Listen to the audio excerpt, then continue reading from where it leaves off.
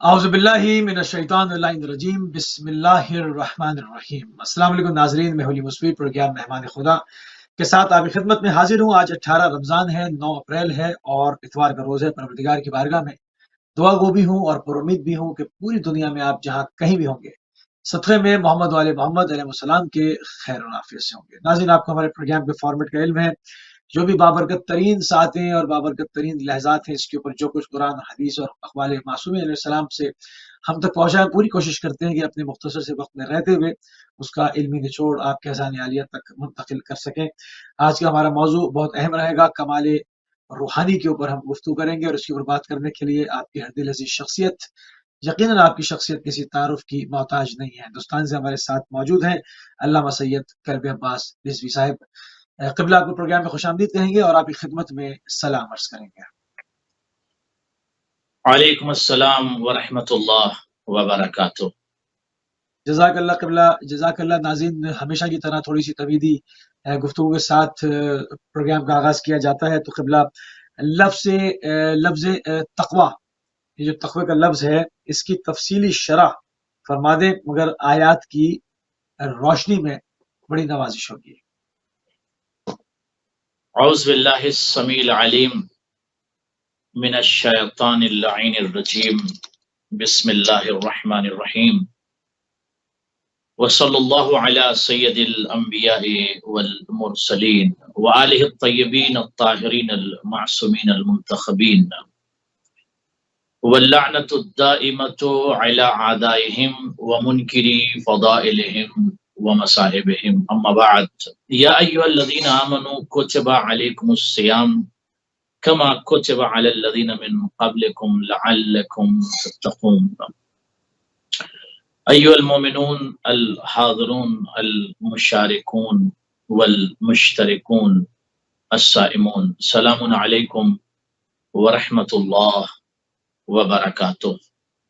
خدا آپ سب کو سلامت رکھے اور آپ سب کی عظیم ترین عبادات کو اور خدمات کو قبول فرمائے۔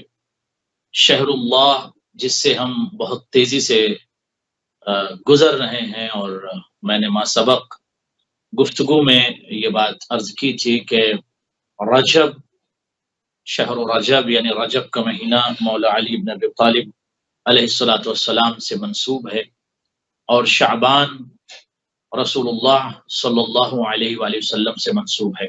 یعنی تدریجی طور پر پروردگار عالم نے مہینوں کے انتصاب کو بیان کیا کہ رجب مولا علی کا مہینہ ہے، شعبان رسول اللہ کا مہینہ ہے، اور رمضان الکریم خدا وند پروردگار عالم کا مہینہ ہے۔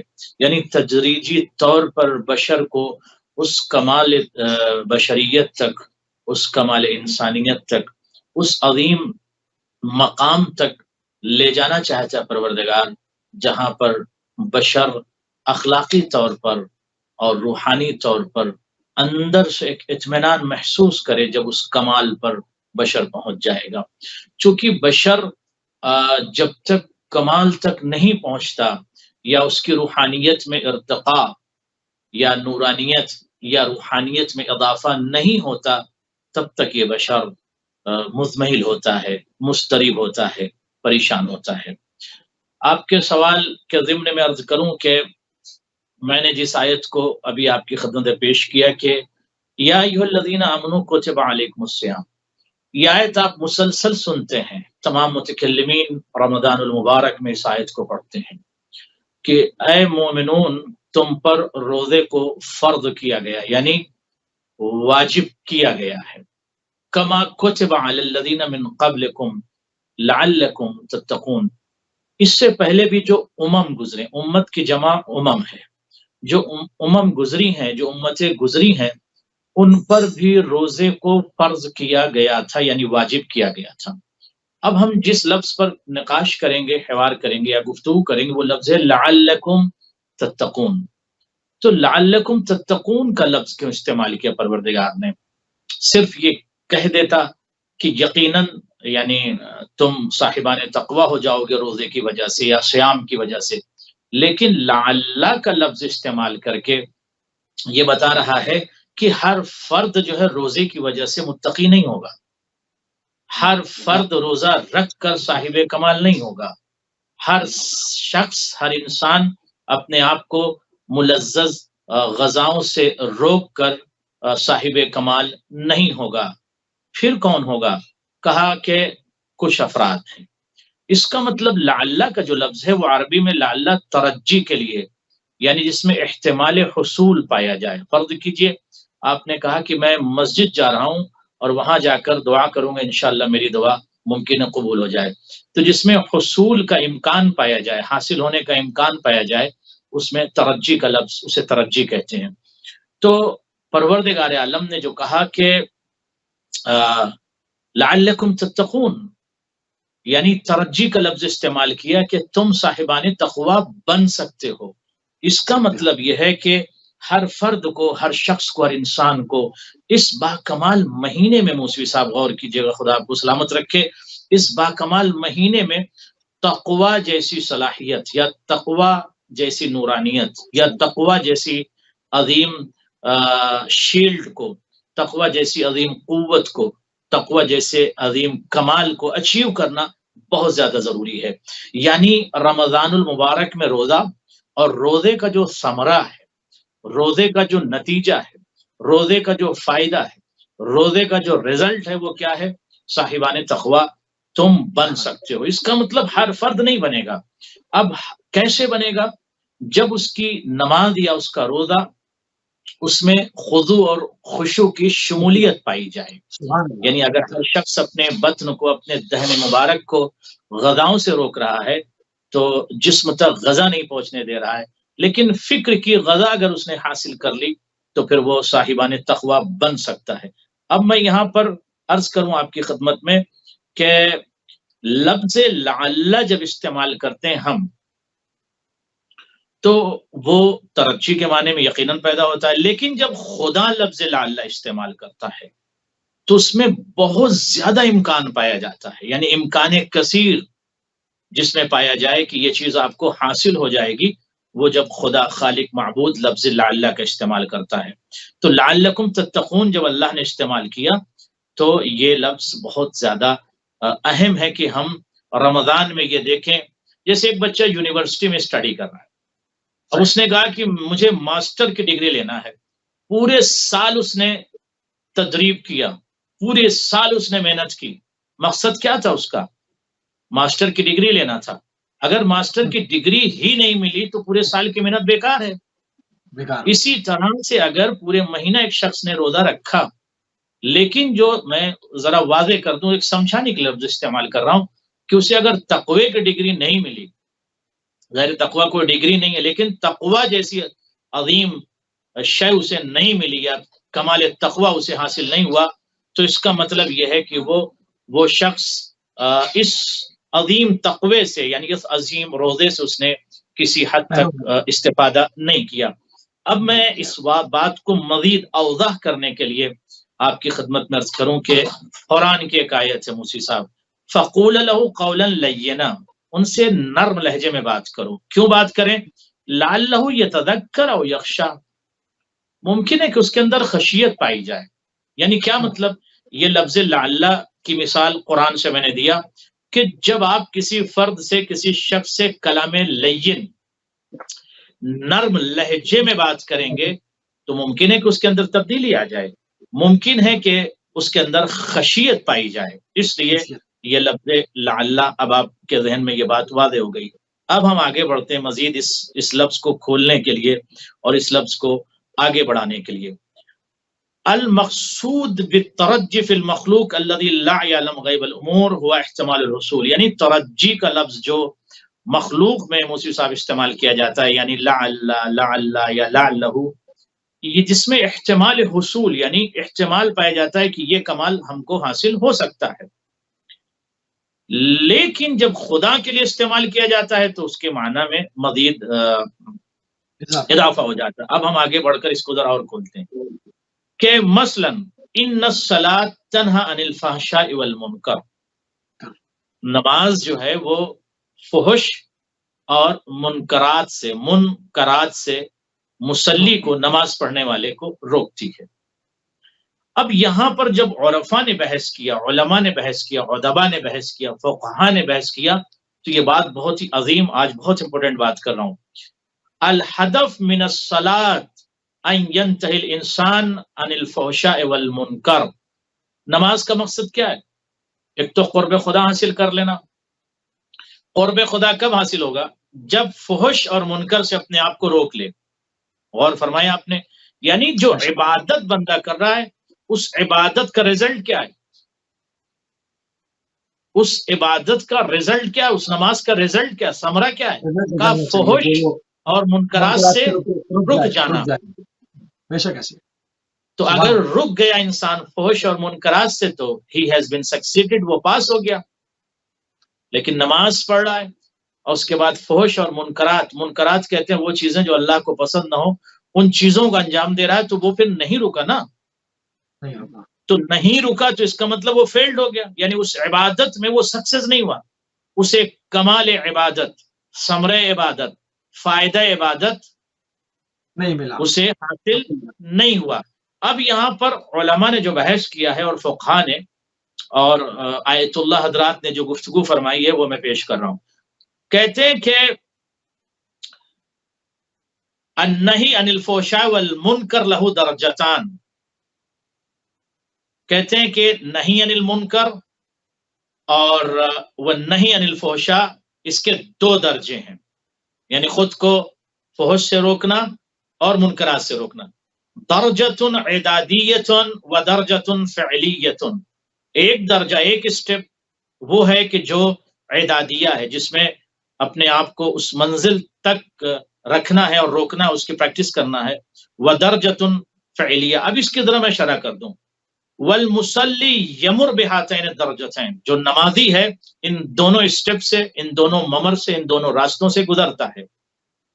اب کہتے ہیں کہ لم یحصل علی درجۃ الفعلیہ فانہ قد حصل علی درجۃ الاعدادیہ. اگر اسے درجہ فعلیہ حاصل نہیں ہوا تو اس نے قد حصل علی درجۃ الاعدادیہ، تو اس نے درجہ اعدادیہ کو حاصل کر لیا. کیا مطلب؟ بمان من صلی الصلاۃ الحقیقیہ. اب یہاں پر امپورٹنٹ بات، ویری امپورٹنٹ، اس پر غور کر لیں. کہتے ہیں اس کا زبدہ، کہتے ہیں من صلی الصلاۃ الحقیقیہ، جس نے ایک حقیقی نماز پڑھی. اللہ حقیقی نماز پڑھی کیا مطلب؟ حقیقی سارا معاشرہ تو نماز پڑھ رہا ہے، وقت نماز ہوا سب مصلی اٹھا کر مسجد میں چلے گئے، گھر میں پڑھنے لگے. تو یہ جو علماء اور آیت اللہ حضرات یا فقہا یا مراجع کرام جو بحث کر رہے ہیں، کہہ رہے ہیں کہ جس نے حقیقی نماز پڑھی. کیا مقصد ہے حقیقی آیت اللہ؟ کہتے ہیں للصلاۃ الروتینیہ للصلاۃ سواریہ. وہ جو روٹین میں آپ پڑھتے ہیں نا وہ نماز نہیں. خیالات میں جو پڑھتے ہیں وہ نماز نہیں.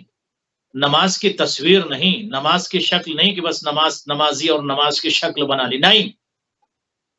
روٹین والی نماز نہیں کہ نماز کا وقت ہو بس ہم پڑھے. پھر کون سی نماز؟ غور کیجئے گا. من صلی الصلاۃ الحقیقیہ وہی الصلاۃ المقترنہ بالخشوع والتی عبر عنہا القرآن الکریم. فرماتے ہیں نماز حقیقی وہ ہے. موسوی صاحب ویری امپورٹنٹ تمام ناظرین کے لیے یہ میں موجز کلام پیش کر رہا ہوں. کہتے ہیں کہ نماز حقیقی وہ ہے کہ جب نمازی مصلی نماز پڑھنے والا نماز پڑھے تو اس میں خشوع اور خضوع کا وجود پایا جائے، یا دوسرے لفظوں میں خشوع اور خضوع کا نور پایا جائے اس نماز میں، جس کے لیے قرآن نے کہا قد افلح المؤمنون. قرآن نے اعلان کر کے کہا کہ مومنون کامیاب ہو گئے. کون سے مومنون؟ الذین ہم فی صلاتہم خاشعون. جو نماز میں خشوع سے کام لیتے ہیں، جن کی نماز خشوع اور خضوع میں ہوتی ہے. یہ بہت، اس کے بعد کہا کہ یہ اہم بات، یعنی آج ہمیں یہ غور کرنا ہوگا کہ جو ہم نماز پڑھتے ہیں ہماری نماز میں خشوع کتنا ہے، ہماری نماز میں خضوع کتنا ہے. اس کے بعد ہم ایک لفظ اور عرض کر کے پھر ہم دوسرے چیپٹر کی طرف بڑھیں گے. لیکن بہت زیادہ ضروری کہ موسی صاحب اس پر تمام ناظرین غور کر لیں. فالصوم عندما يحصل عند الانسان الصوم عملیت و تدریب روحی علی الصبر. روزہ جو ہے نا ایک روحانی پریکٹس ہے، روحانی پریکٹس ہے، ایک روحانی پریکٹس ہے. روح کو روکنا، روح کے اندر نورانی کیفیتوں کو پیدا کرنا اور روح کا ارتقاء اور روح کا اتصال اور روح کے اندر انفتاح پیدا ہونا ایک پریکٹس ہے. مقاومت الشہوہ، مقاومت الغریزہ و مقاومت النزعات، یعنی اس عظیم منزل پر آپ پہنچ جائیں روزے میں کہ آپ اپنے آپ کو روک سکیں، فائٹ کریں شہوت سے، نفسانی سے، خواہشات نفسانی سے. هذا التدریب الروحی الذي يمارسه الصائم في ایام شهر رمضان المبارک او في زمن آخر، هذه العملیہ يترتب عليها هدفان. کہتے ہیں کہ جب روزے دار موسی صاحب رمضان المبارک میں یہ روحانی پریکٹس کرتا ہے، آج دیکھیے رمضان میں بیٹھ کر یوں ہی گفتگو کرنا اور وقت خراب کرنا مقصد نہیں ہے، لہذا ضرورت اس بات کی ہے کہ اس رمضان کے کمال سے، اس کی کوالٹیز سے، اس کے فوائد سے، اس کے ثمرے سے ہم استفادہ اور ناظرین بھی کریں. تو یہ علماء فرماتے ہیں کہ جب ایک روحانی پریکٹس آپ کرتے ہیں اور روحانی تدریب آپ کرتے ہیں رمضان مبارک اور دوسرے میں، تو اس کی وجہ سے آپ کے اندر جو آپ کا نفس امارہ ہے وہ ہار جاتا ہے، اور جب ہار جاتا ہے اور شہوتوں کو آپ نے روک لیا، غرائز کو روک لیا، تو پھر کیا ہوتا ہے کہ روح جو ہے وہ روح کے اندر مزید نور پیدا ہوتا ہے. جب نور پیدا ہوتا ہے تو اس کے اندر انفتاح پیدا ہوتا ہے، اور جب انفتاح پیدا ہوتا ہے تو روح جو ہے پھر اتصال کرتی ہے، روح جو ہے پرواز کرتی ہے، روح انسان کی کمالات کی طرف تیزی سے آگے بڑھتی ہے. کیسے تیزی سے آگے بڑھتی ہے؟ چونکہ جب خواہشات نفس کو آپ نے روک لیا اور نفس امارہ کی سلیوری کو آپ نے چھوڑ دیا، تو روح کو روکنے والی کوئی طاقت اب نہیں ہے. روح آپ کی پرواز کرے گی اور اتنی اسپرچولیٹی آپ کی بڑھ جائے گی کہ پھر کوئی شیطانی طاقت آپ کی روحانی طاقت کو روک نہیں سکتی. جی سبحان اللہ، سبحان اللہ. اچھا، کیسے تبدیلی لائی جائے؟ مطلب ایک انسان تبدیلی لانا چاہتا ہے، آپ نے اس کے فوائد، اس کے غرائز، تمام چیزیں بیان کی، پھر تبدیلی لائے کیسے؟ اس کا پیٹرن کیا ہے؟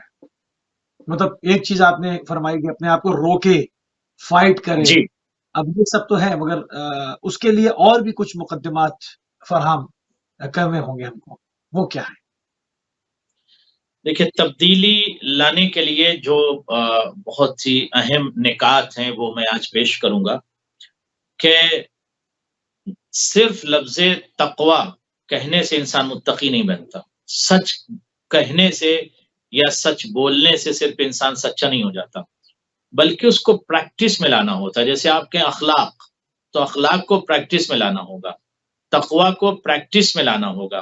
اس کے لیے جو علماء نے موجز بیان کیا وہ میں آج ناظرین کی خدمت میں پیش کر دوں، ویری امپورٹنٹ.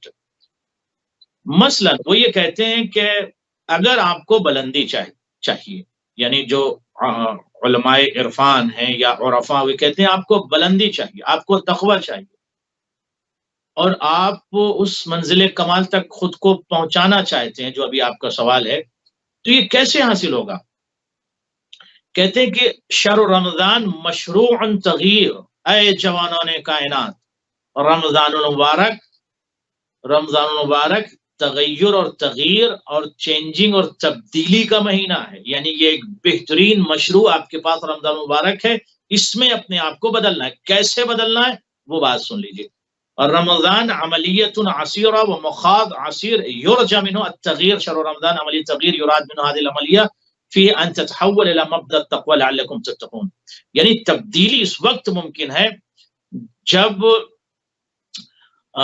تمام التہابات کو اور تمام انفجارات فکری کو اپنے ذہن سے آہستہ آہستہ آپ نکالنا شروع کر دیں، اور تمام التہابات کو یعنی انفیکشنز کو اور تمام وہ مرض جو آپ کی روح کو لگے ہوئے ہیں ان کا اگر معالجہ شروع کر دیں. فرض کیجئے کہ ایک مرض جھوٹ کا مرض لگا ہے کسی فرد کو، تو جیسے معصوم نے ارشاد فرمایا کہ گناہ جو ہے وہ مرض ہے، صحیح لفظ اردو میں مرض ہے، مرض نہیں.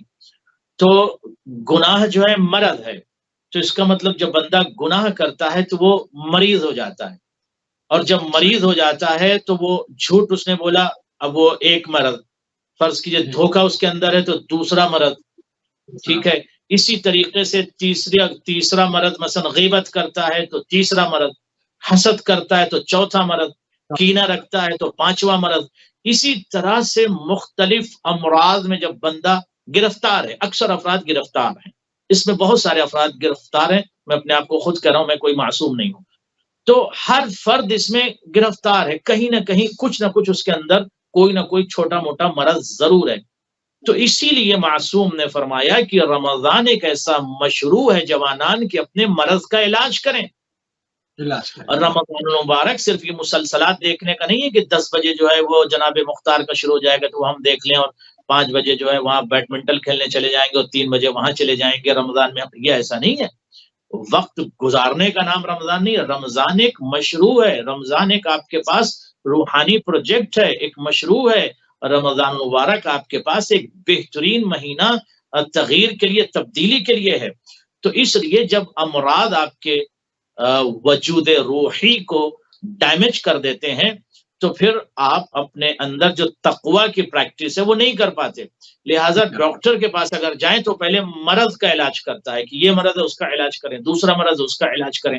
تو ویری امپورٹنٹ. اب اس میں جو خبراء ہیں، علماء ہیں، فقہاء ہیں، ادباء ہیں، اہل عرفان ہیں، وہ یہ کہتے ہیں کہ پہلے سب سے پہلے ویری امپورٹنٹ معالجہ ہونا چاہیے، علاج ہونا چاہیے، روحانی علاج ہو جائے.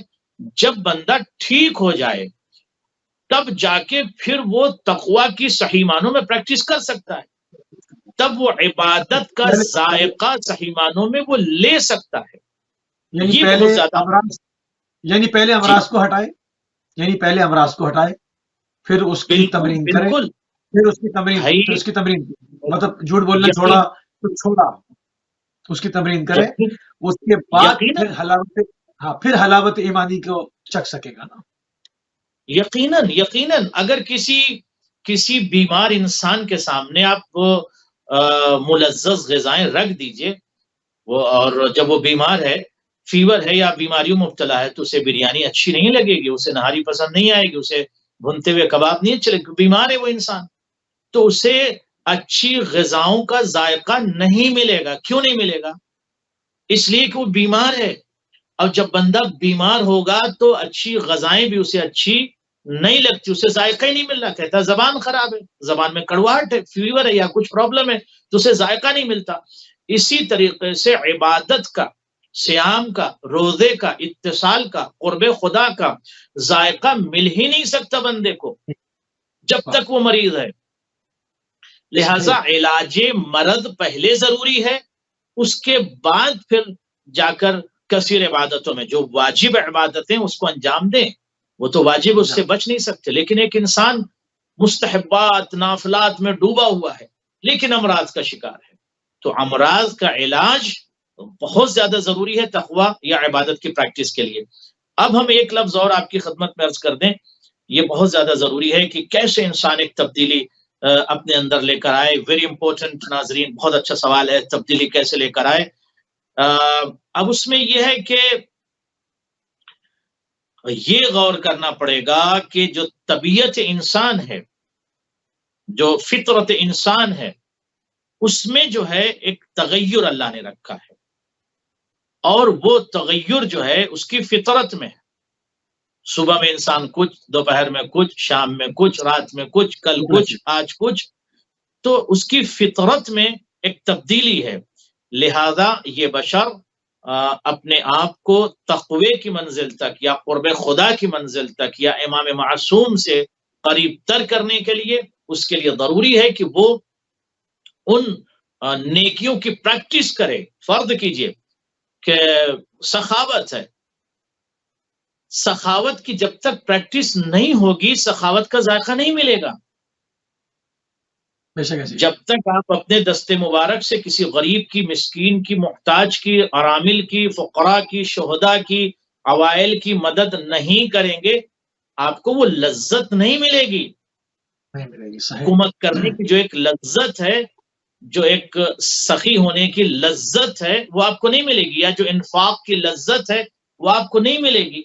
آپ تو سن لیں گے صرف کہ انفاق اچھی چیز ہے، سخاوت اچھی چیز ہے، کریمی اچھی چیز ہے، بٹ آپ کو لذت، آپ کو حاصل ہوئی لذت، ذائقہ ملا نہیں ملا، اس لیے کہ آپ نے پریکٹس نہیں کیا. تو اسی طرح سے سچ بولنا، جب تک انسان جھوٹ کے دلدل میں اپنے آپ کو رکھتا ہے یا اپنی زبان مبارک کو، لسان مبارک کو غلیظ کرتا ہے، گندی کرتا ہے، کسیب کرتا ہے، خراب کرتا ہے، ملتہب کرتا ہے، تو پھر ظاہر سی بات اسے سچائی کا ذائقہ نہیں مل پاتا ہے. لہذا سچائی کا ذائقہ اسی وقت ملے گا جب بندہ جھوٹ بولنا چھوڑ دے، یعنی جھوٹ سے اپنی زبان کو انفیکٹڈ نہ کرے اور پریکٹس کرے سچ بولنے کی. یعنی آج ہم رمضان مبارک میں یہ عہد کر لیں کہ آج سے ہم سچ بولنا شروع کر دیں. ایک دو باتیں اگر دن میں کوئی انسان جھوٹ بول دیتا تھا اس کو بھی چھوڑ دیں. آج یہ معاشرے میں بات ہوتی ہم کوئی معصوم ہے کیا؟ ارے معصوم نہیں ہے.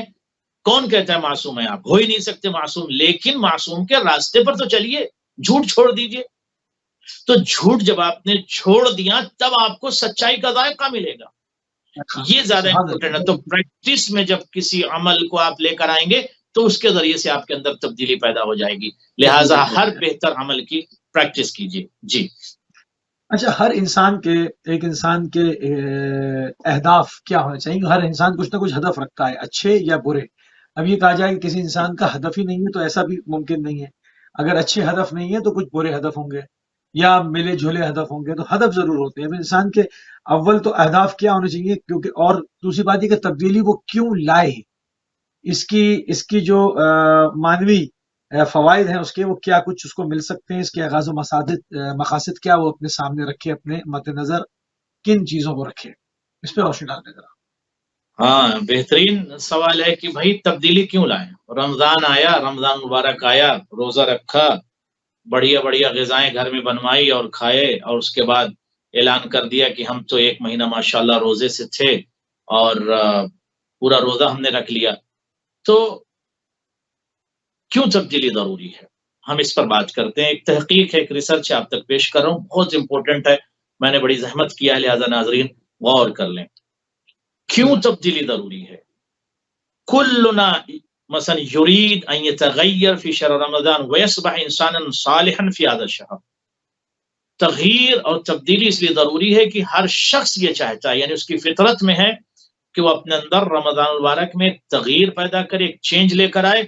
وَيَصْبَحْ إِنسَانًا صَالِحًا فِي هَذَا الشَّهْرِ، انسان صالح اس مہینے میں وہ بن جائے. اچھا، فَهَذَا الشَّهْرُ 30 يَوْمًا أو 29 يَوْمًا لَا سَاعَةَ وَلَا سَاعَتَيْنِ.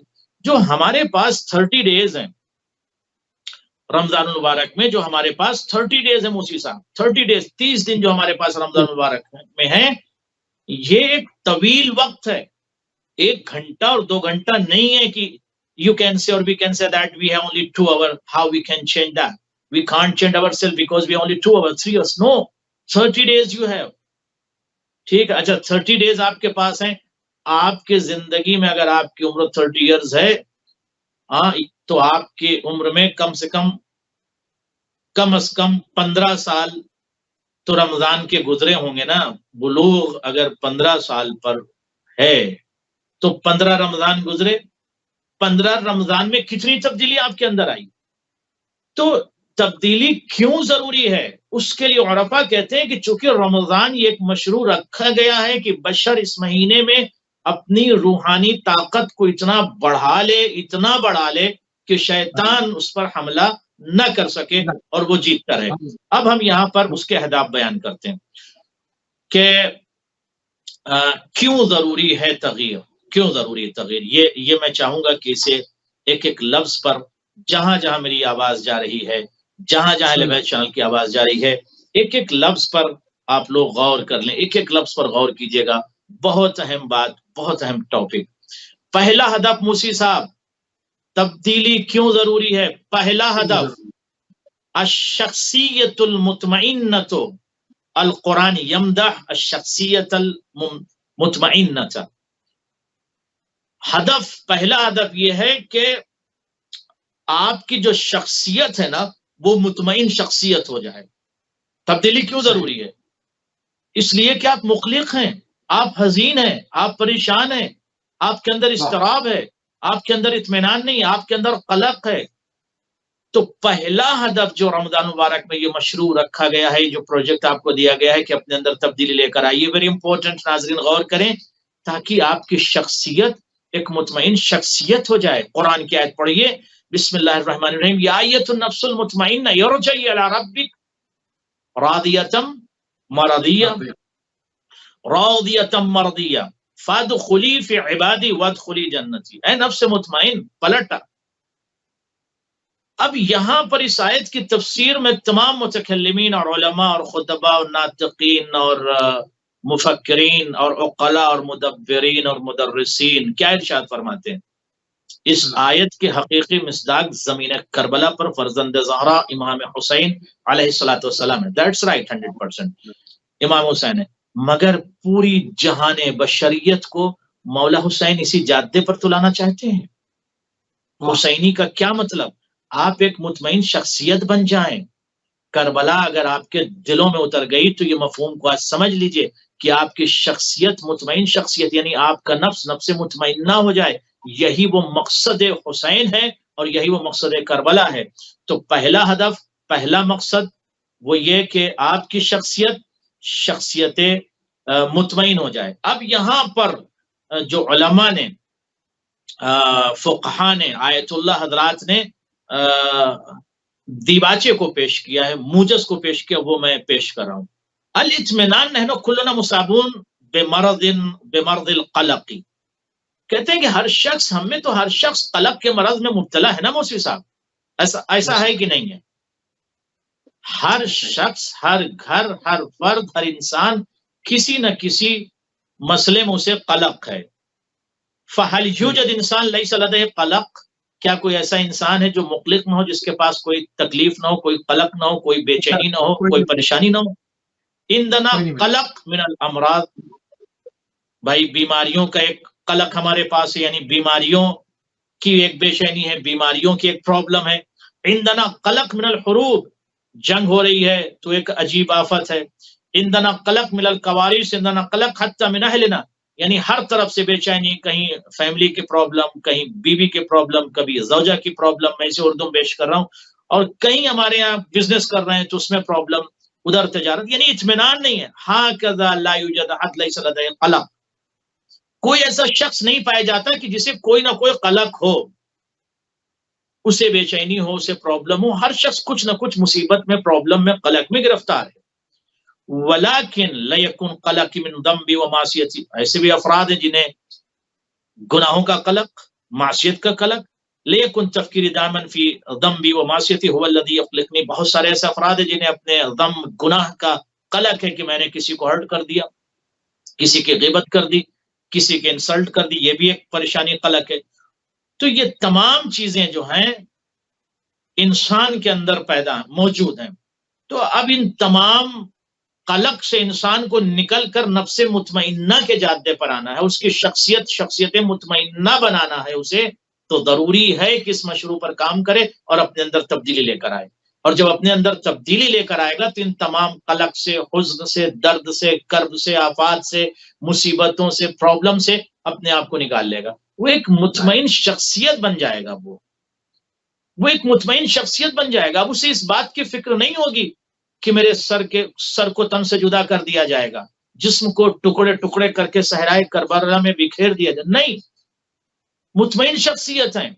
اب چونکہ جب اتصال ہو گیا اور کنیکٹڈ ہے وقت کا امام خدا کی مشیت سے, تو امام کو کوئی قلق ہے, کوئی درد ہے, کوئی تکلیف ہے نہیں ہے. اس منزل پر خدا لانا چاہتا ہے. یہی وہ منزل ہے کہ جہاں امام حسین نفس مطمئنہ کی عظیم تعبیر بن کر صحرائے کربلا میں کھڑے. اب یہاں پر میں پیش کرنا چاہتا ہوں کہ یہ اطمینانی شخصیت بننے کے لیے, مطمئن شخصیت کے لیے تبدیلی, میرے بھائی, میرے دوست, میرے عزیز, میرے جوان, ضروری ہے. قرآن کریم کہتا ہے الذین آمنوا وتطمئن قلوبہم بذکر اللہ, کہتے ہیں کہ وہ لوگ جو ایمان لے کر آئے, موسی صاحب, وہ لوگ جو صاحبان ایمان ہیں, وتطمئن قلوبہم بذکر اللہ, اور ان کے قلوب ذکر الہی سے مطمئن ہوتا ہے, مطمئن ہوتے ہیں, ان کے دل جو ہے ذکر الہی سے مطمئن ہوتے ہیں. الا بذکر اللہ تطمئن القلوب, آگاہ ہو جاؤ, بیدار ہو جاؤ, الرٹ ہو جاؤ. کیا ذکر خدا سے قلوب کو اطمینان, دلوں کو اطمینان نہیں ملتا؟ ملتا ہے. رمضان بالکل تبدیلی کا مہینہ ہے. وَمَن يَتَّقِ اللَّهَ يَجْعَل لَّهُ مَخْرَجًا وَيَرْزُقْهُ مِنْ حَيْثُ لَا يَحْتَسِبُ. اور جو تقوی الہی اختیار کرتا ہے اللہ اس کی مدد کرتا ہے، اس کے لیے مخرج قرار دیتا ہے اور اسے اس طرح سے رزق دیتا ہے کہ اسے احساس اسے پتہ ہی نہیں چلتا. اب یہاں پر بڑی امپورٹنٹ جو میں بات آج کر رہا ہوں، میری محنت ہے، اس پر غور کریے گا ناظرین. ما ہوا رزق، یہ کون سا رزق ہے جس پر بات ہو رہی ہے کہ اللہ یہ رزق بہت دیتا ہے، بہت رزق دیتا ہے. یہ بہت امپورٹنٹ ہے، کیونکہ لوگ رزق کو صرف روزی کو صرف جو ہے وہ طعام کی اشیاء تک یا پیسوں تک محدود سمجھتے ہیں. رزق جزاکم میں تو اللہ. بہت اسی پر میں آپ سے بات کر رہا ہوں. ناظرین ایک ایک لفظ کو غور سے سنیے گا. ما ہوا رزق، رزق کیا ہے؟ البعض کیا ہے؟ یفکر ان الرزق یحصل علی المال. بعض یہ سوچتے ہیں کہ رزق جو ہے وہ مال کا حاصل کر لینا وہ رزق ہے. فقط لا يحصل على مال وربما يضل في فقر. اور بہت سارے ایسے لوگ ہیں کہ جن کے پاس مال نہیں ہے لیکن اتق اللہ، ان کے پاس تقوی پایا جاتا ہے. تو کیا مطلب اللہ نے ان کو رزق نہیں دیا؟ فہذا ممکن، یہ ممکن ہے. لیس الرزق المترتب على التقوى ثروة او لقبا او منصبا او اجتماعیا. دیکھیے بہت عظیم بات ہے. کہتے ہیں کہ رزق کا مطلب یہ نہیں ہے کہ ثروت کا حاصل کر لینا، لقب کا پا لینا، منصب کا حاصل کر لینا، دولت کو جمع کر لینا. یہ رزق نہیں ہے. کلا، ہرگز یہ رزق نہیں ہے. یہ ہرگز رزق نہیں. پھر کیا رزق ہے؟ الرزق المترتب على التقوى هي حیات الاطمینان. رزق جو ہے جب عطا ہوتی ہے کسی متقی کو تو الحیات، غور کی جگہ، ہے حیات الاطمینان، وہ حیات جو مطمئن حیات ہو. آپ کی زندگی میں جب اطمینان آ جائے تو سمجھ لیجیے آپ کو رزق مل گیا. دولت ہے، شہرت ہے، تمام چیزیں، لیکن اطمینان نہیں ہے، نیند کی گولیاں کھا رہے ہیں تو رزق ان کو نہیں ملا. رزق اطمینان کی تلاش کیجئے جوانان. Very important to understand. زمین کربلا سے جو میسج دیا گیا وہ بھی رزق اطمینان ہے. آج جو آپ تک میں بات پہنچا رہا ہوں وہ رزق اطمینان، اطمینان کا رزق. فرماتے ہیں کہ انسان کے اندر رزق اطمینان، ولا یوجد رزق اعظم من الاطمینان. اطمینان سے بڑھ کر کوئی رزق نہیں ہے. اطمینان بہت بڑی دولت ہے، اطمینان بہت بڑا رزق ہے. اطمینان سے بڑھ کر کوئی رزق نہیں ہے. ان تعیش مطمئنا، کہ آپ مطمئن ہو کر زندگی گزاریں، یہ بہت بڑا رزق ہے. اب آگے میں دلیل آیت سے دوں گا. اللہ ان اولیاء اللہ لا خوف علیہم ولہم یحزنون. ارے الرٹ ہو جاؤ، بیدار ہو جاؤ. کیا پروردگار؟ کہا جو اللہ کے اولیاء ہیں، لا خوف علیہم، نہ ان پر کوئی خوف، ولا ہم یحزنون، نہ کوئی خوف طاری ہوتا ہے، نہ وہ محزون ہوتے ہیں، نہ حزین ہوتے ہیں، کیونکہ اطمینان کی منزل پر ہیں وہ. لیس لدیہم حزن، ان کے پاس کوئی حزن نہیں ہے. ولا ہم یحزنون، نہ ان کے پاس حزن نہیں. تو کیا مطلب؟ الاطمینان، ان کے پاس اطمینان پایا جاتا ہے. تو اذن الهدف الاول من عمل التغییر فی شهر رمضان المبارک والوصول الى شخصیت المطمئنہ. تو پہلا جو ہدف ہے وہ مطمئن شخصیت کا پا لینا، حاصل کر لینا، بن جانا، یہ پہلا ہدف ہے. وہ دوسرا ہدف سن لیجئے اور اس کے بعد پھر آتے ہیں دوسرے چیپٹر کی طرف. الہدف الثانی، دوسرا مقصد، التوازن. توازن کیا ہے؟ التوازن بین اللذت الوقتیہ ولذت الدائمی. یعنی توازن آپ کو پتا چلے نا کہ جو وقتی لذت ہے اور جو دائمی لذت ہے اس کا توازن آپ کو پتا چلے. اس لیے تغییر ضروری ہے. غور فرمایا آپ نے.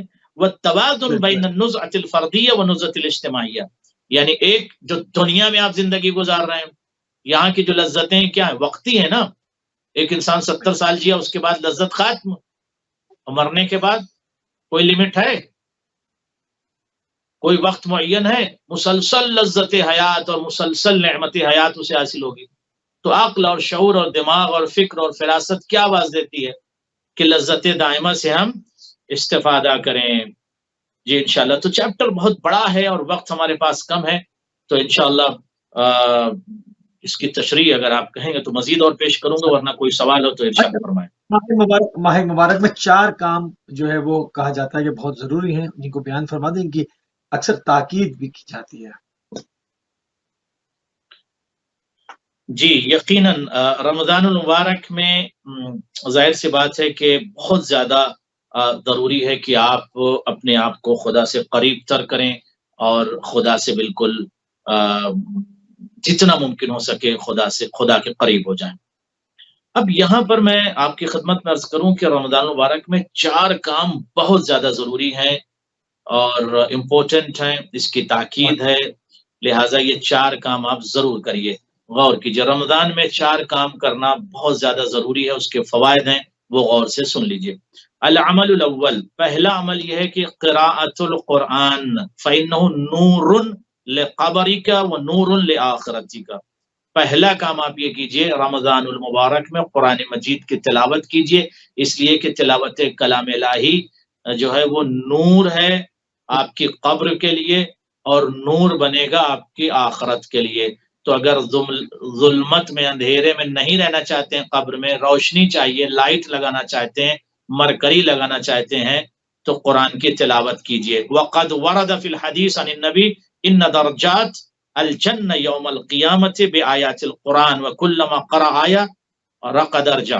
فرماتے ہیں کہ جنت میں جو درجے دیے جائیں گے، موسی صاحب نے جیسے آپ ٹرین میں سفر کرتے ہیں، فرسٹ سیکنڈ تھرڈ وی آئی پی اور یہ وہ، اس طرح سے فلائٹ میں بھی جو آپ کہتے ہیں کہ میں بزنس کلاس سے جا رہا ہوں یا مثلاً اکنامک سے جا رہا ہوں، جنت میں بہت سارے درجات ہیں۔ فرماتے ہیں کہ جنت میں جو آپ کو درجے دیے جائیں گے نا، وہ آیت کی تلاوت کی بنیاد پر بھی دیے جائیں گے، ولایت کی بنیاد پہ بھی اور آیت کی بنیاد پہ، یعنی جتنی آپ نے آیتیں پڑھی ہیں اس کے حساب سے آپ کا درجہ بلند ہوتا جائے گا۔ غور فرمایا آپ نے، جتنی آیتیں۔ تو میرے بھیا، میرے عزیز، میرے دوست، میرے جوانان، ہر روز میکسیمم جتنا ہو سکے قرآن مجید کی تلاوت کرو۔ رسول اللہ فرماتے ہیں کہ اس کا درجہ بڑھتا چلا جائے گا۔ من قرأ 50 آیا کتب من الذاکرین، جو 50 آیت پڑھ لے گا اس کا شمار ذاکرین میں ہوگا، روز محشر آواز آئے گی وہ ذاکرین ہے۔ ومن قرأ 30 آیا کتب من القانتین، جو 30 آیتیں روز پڑھے گا اس کا شمار قانتین میں ہوگا۔ ومن قرأ 20 آیتن کتب من الخاشعین، جو 20 آیت پڑھے گا اس کا شمار خاشعین میں ہوگا۔ ومن قرأ 10 آیات لم یکتب من الغافلین، اب ایک بندہ صرف 10 آیت ہی اس نے پڑھ لیا، لم یکتب من الغافلین، تو اس کا شمار غافلین میں نہیں ہوگا۔ بہت سے لوگ ہوں گے ماشاءاللہ رہے وہ غافلین ہیں، انہوں نے تو قرآن پڑھا ہی نہیں، رمضان مبارک میں تھے، کھیلتے رہے، کودتے رہے، ٹی وی دیکھتے رہے، مگر قرآن کی تلاوت نہیں کی تو ان کا غافلین میں۔ لیکن ایک بندے نے اگر 10 آیت بھی پڑھ لیا تو اس کا شمار غافلین میں نہیں ہوگا۔ اقرا کل یوم لک جز، اقرا لک کل یوم مقدار من الآیات هذا نور۔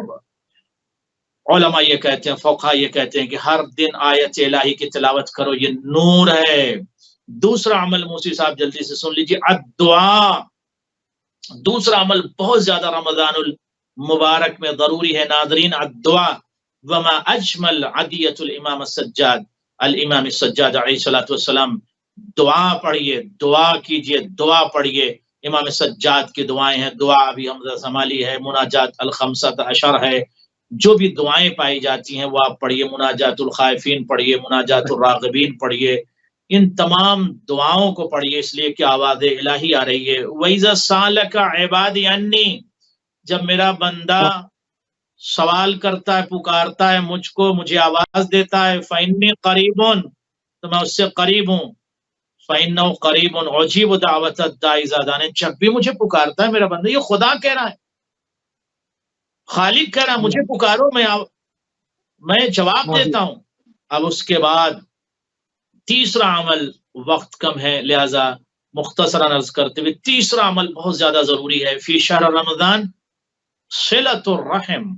شہر رمضان میں صلہ رحمی کیجیے، کس کے ساتھ؟ ظاہر ہے کہ جو آپ کے عزیز و اقارب ہیں، مثلا آپ کی خالات ہیں، عمات ہیں، چچا ہیں، اخوال ہیں، عمام ہیں، اجداد ہیں، جدات ہیں، جو آپ کے عزیز و اقارب ہیں جن سے رحم کا رشتہ ہے، ان کے ساتھ صلۃ الرحم کیجیے۔ کیوں؟ ان للرحم لسان۔ اچھا، رسول اللہ فرماتے ہیں کہ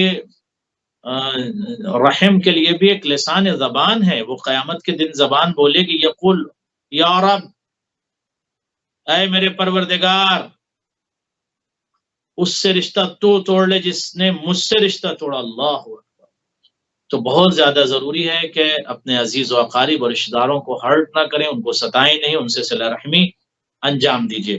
اس کے بعد ان صلۃ الارحام تزکی الاعمال وتنمی الاموال وتعمر الدیار وتنسی الاجیال، الاجل یعنی طول۔ ارشاد حدیث کا خلاصہ یہ ہے کہ صلۃ الرحمی سے اعمال مزکہ ہوتے ہیں، اموال میں اضافہ ہوتا ہے، اور مملکتیں، ملک اور شہر دیار آباد ہوتے ہیں، عمر بڑھ جاتی۔ چوتھا عمل موسی صاحب جو بہت زیادہ ضروری ہے اس شہر اللہ میں، بہت امپورٹنٹ ہے، وہ کیا ہے جسے بہت زیادہ کرنے کی تاکید ہے؟ فرمایا الانفاق۔ الانفاق ہوا یہ جو رمضان میں انفاق کرتے ہیں، یہ بہت زیادہ ضروری، یعنی راہ خدا میں خرچ کرنا۔ انفاق یعنی وَمِمَّا رَزَقْنَاهُمْ يُنْفِقُونَ، جو اللہ نے ان کو دیا ہے وہ اس کا انفاق کرتے ہیں۔ اب یہاں پر جو اس کا زبدہ ہے کہ عندک مال، آپ کے پاس مال ہے تو اس کو شہر رمضان میں خرچ کیجیے۔ وَلَيْسَ ضروری ان تعد طعما هناك فقراء كثيرون في بلدك ومجتمعك اوصل اليهم بعض الاموال وبعض الطعام وبعض الحبات۔ کہتے ہیں کہ تلاش کرو، اور تلاش کرنے کے بعد دیکھو کہ بہت سارے آپ کے شہر میں، آپ کے بلد میں، آپ کے علاقے میں، آپ کے ریپ میں، آپ کے منطقے میں ایسے افراد ہیں جنہیں طعام کی ضرورت ہے، انہیں طعام دو۔ اموال کی ضرورت ہے، اموال دو۔ ہبا کی ضرورت ہے، ہدایہ کی ضرورت ہے، اور اس کے علاوہ ہدیے کی ضرورت، انہیں ہدیہ دو۔ اب یہاں پر جو ادبا نے، فقہا نے، علماء نے، مفکرین نے ایک بات پیش کی، وہ بہت امپورٹنٹ ہے، وہ سن لیجیے غور سے۔ ہناک انفاق من نوع آخر، صرف مال سے انفاق نہیں ہے، پھر کیا کریں؟ ابذل انت مدرس فیزیاء، اگر آپ فیزیاء کے مدرس ہیں، درس بعض الشباب الذین یحتاجون الی الفیزیاء، تو آپ ان کو درس دیجئے جن کو فیزیاء کے علم کی ضرورت ہے، یہ بھی انفاق ہے۔ ان انت لدیک طاقات عندک علم ریاضیات، اگر آپ کے پاس ریاضیات کا علم ہے اس کا درس دیجئے۔ انجینئر ہیں آپ، اس کا درس دیجئے۔ جو آپ کے پاس علم موجود ہے، جو خبرہ موجود ہے، جو تجارب موجود ہے، اس کا انفاق کیجئے۔ ھذا اتفاق لن تنالوا البر حتى تنفقوا مما تحبون، جو آپ کے پاس ہے اسے خدا کی راہ میں صرف کرو، خدا کی راہ میں عطا کرو، اور اس وقت تک آپ بر کو نہیں پا سکتے جب تک کہ آپ راہ خدا میں انفاق نہ کریں۔ کن چیزوں کا انفاق؟ جن سے آپ محبت کرتے ہیں۔ جی آپ کے پاس کتنے دقائق ہیں موسی صاحب؟ بالکل، میرے پاس صرف 5-6 منٹ رہ گئے قبلہ، اور آپ یہ بات مکمل کر لیں تو میں آخری پوائنٹ کی طرف بڑھوں۔ جی میں 1-2 منٹ میں اس بات کو مکمل کر لیتا ہوں۔ اب یہاں پر ضروری اس بات کی ہے کہ ہم مساجد کے اندر، حسینیات کے اندر، ظاہر سی بات ہے کہ صرف اور صرف اسے نمازوں تک مسجد کو محدود نہ رکھیں، بلکہ مسجد ایک مرکز ہے جہاں پر علم کا درس ہو، جہاں سے انفاق ہو، جہاں سے تدریس ہو، جہاں سے تعلیم ہو۔ یعنی مسجد کو صرف ایک ایسی جگہ یا حسینیہ کو نہ بنائیں کہ مجلس کے لیے کھولیں اور اس کے بعد سینٹر کو بند کر دیجئے۔ واقعاً سوال ہوگا کل، you are responsible, you will be asked, آپ سے پوچھا جائے گا اتنے بڑے سینٹر کو آپ رینٹ دے رہے تھے، آپ نے خریدا، اتنے اخراجات صرف ایک مجلس کے لیے، وہاں پہ آپ نے انفاق کا کام کیوں نہیں کیا؟ وہاں پہ آپ نے تعلیم کا کام کیوں نہیں کیا؟ وہاں پر آپ بہت سارے اعمال کو آپ کمیونٹی کے لیے انجام دے سکتے تھے، آپ نے کیوں نہیں کیا؟ آپ نے کچھ ایسے اعمال کیوں نہیں کیا کہ جس سے بندگان خدا کو فائدہ ہوتا؟ لہذا مساجد ہوں یا حسینیات ہوں، وہاں پر زیادہ سے زیادہ خدمت دین اور خدمت خلق کا سلسلہ ہونا چاہیے۔ جی بہت خوبصورت قبلہ، اور چونکہ جو ہے وہ 18 گزر گئی ہے اور 9 کی 19 کی شب بھی لگ گئی ہے، تو مولا امیر المومنین کی زندگانی کی طرف نگاہ کریں گے۔ آپ کی اخلاقی خدمات کو اگر بیان نہ کریں تو ہم اس شب کا حق بھی ادا نہیں کر پائیں گے۔ قبلہ اس پہ روشنی ڈال دیں، اور سب سے پہلے جو ہے وہ ایک اہل بیت علیہ السلام کی طرف، کیونکہ آج سے جو ہے وہ صوب کی شبیں شروع ہو رہی ہیں، تو سب سے پہلے ہم جو ہے وہ تعزیت بھی ناظرین کی بھی خدمت میں عرض کریں گے، اور مولا امیر المومنین رسول خدا کی خدمت میں بھی، اہل بیت علیہ السلام کی خدمت میں بھی تعزیت عرض کریں گے قبلہ۔ اس کے بعد تھوڑے سے وقت کم ہے، مولا کی زندگانی میں جو اخلاقی خدمات آپ نے انجام دی اس پر تھوڑی سی روشنی ڈال۔ सल्लल्लाहु अलैहि या अमीर अल-मोमिनीन। मौला आपकी अजमतों पर हम सबका सलाम हो। अल्लाह जाहिर है कि कायनात की अजीम शख्सियत और कायनात की अजीम वो ज़ात कि जिसके ज़िंदगी के दीवाचे को पढ़ने के बाद किसी भी मज़हब व मसलक व धर्म और रिलीजन का फ़र्द हो, उसके आंसू जारी आमीन हो जाते हैं और वो आमीन ये लिखने पर मजबूर हो जाता है कि एक तरफ बैतुल माल सोने से भरा हुआ है, चांदियों से भरा हुआ है, अमवाल से भरा हुआ है और अली के हाथ में एक तलवार है। उस तलवार को लेकर कहते हैं हाज़ा सैफ़ी ज़ुल्फ़िकार मन यश्तरी। मेरे हाथ में जो ये तलवार ये ज़ुल्फ़िकार है, कौन है ये खरीद ले। उसके बाद जो फ़िक़रा है खुदा की कसम रुला देता है।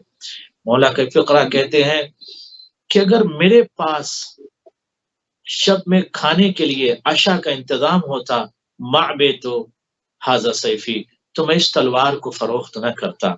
आप गौर करें कि कैसा ये हाकिम है।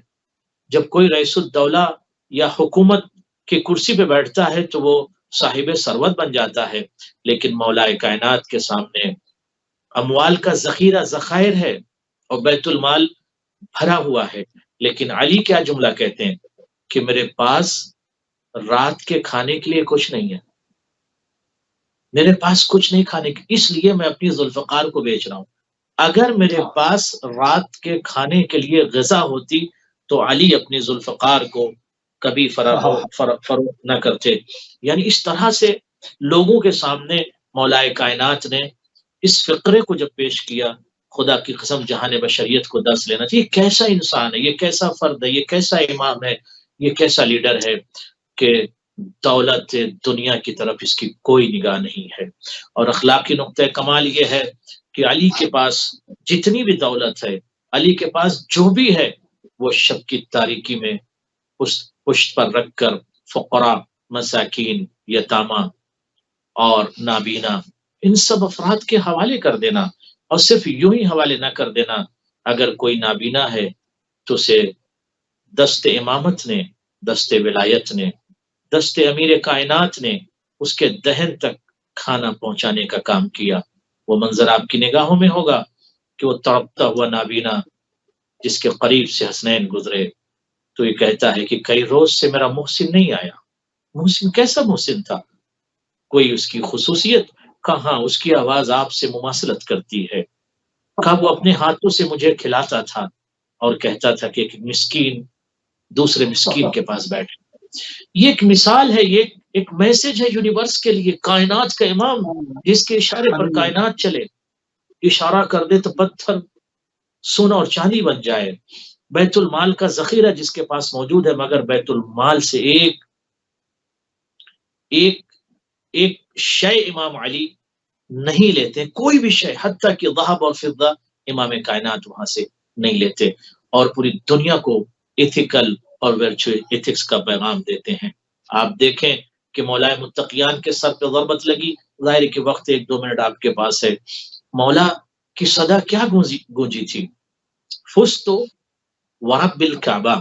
कभी आपको परवरदिगार तौफीक दे और कूफे की उस मस्जिद में तशरीफ ले जाइए जब मुअज्जिन अजान देता है, उस वक्त क्या मंजर होता है। और एक जालिम जब इमाम के सर पर दर्ब मारता है, अब आप देखें, न दर्द, न तकलीफ, न खून, न लहू, न सर का शिगाफ होना, इस मौजू पर अली ने गुफ्तगू नहीं की। आवाज क्या दी, फुस्तु व रब्बिल काबा, रब्बे काबा की कसम, अली अली कामयाब हो गए। यानी खुदा से मिल जाना, खुदा के पास पहुंच जाना, ये कामयाबी की दलील है। और उस अंदाज में पहुंचना जैसे खुदा चाहता है। यानी परवरदिगार, तूने जो नेमत हयात, यानी जो तूने मुझे जिंदगी दी थी, यानी अमानत है ये हयात, इस हयात को मैंने तेरे सामने बेहतर तरीके से पेश किया। और इथिकल और अखलाकी नुक्ते नजर से अली इब्न अबी तालिब की हयात पर मुफक्करीन जब गुफ्तगू करते हैं तो ये बात जरूर लिखते हैं कि अली उस अजीम शख्सियत का नाम है, अली उस अजीम फर्द का नाम है कि जो कमालात और खदमात का मजमुआ, और उस अजीम शख्सियत का नाम है अली इब्न अबी तालिब।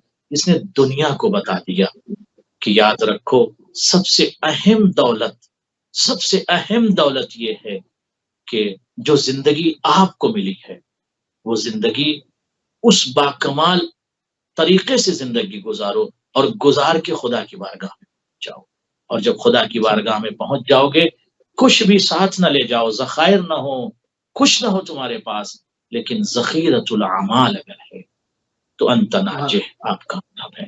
جزاک مولا ہم سب کو اپنی سیرت پر چلنے کی توفیق عنایت فرمائے، اور جو مریض ہیں ان کو شفاء عامل مولا عطا فرمائے. امام علی علیہ السلام تمام افراد جو پریشان ہیں، مقلق ہیں، مولا ان کی مدد فرمائے. امام زمانہ سب پر اپنا سایہ برقرار رکھیں، اور ہم سب کو اس شہر اللہ میں، اس عظیم مشروع میں اپنے اندر ایک تبدیلی لانے کی قوت مولا ہم سب کو عطا کریں. امام زمانہ کے ظہور میں خدا تعجیل فرما، ہم سب کو مولا کے خاتمے میں شمار فرما. اہل بیت چینل کے تمام اراکین کو اور مجھ جیسے ناچیز کو، حقیر کو اپنی دعا میں شامل رکھیے گا. والسلام علیکم ورحمۃ اللہ وبرکاتہ. عظم اللہ لکم الاجر انشاءاللہ. جزاک اللہ قبلہ ماجرین انشاءاللہ. ناظرین انتہائی مشکور ہیں اور انتہائی ممنون ہیں. ایک مرتبہ پھر جو ہے علامہ سید قلبی عباس رضوی صاحب آپ نے اپنا قیمتی ٹائم اہل بیت ٹی وی کو دیا.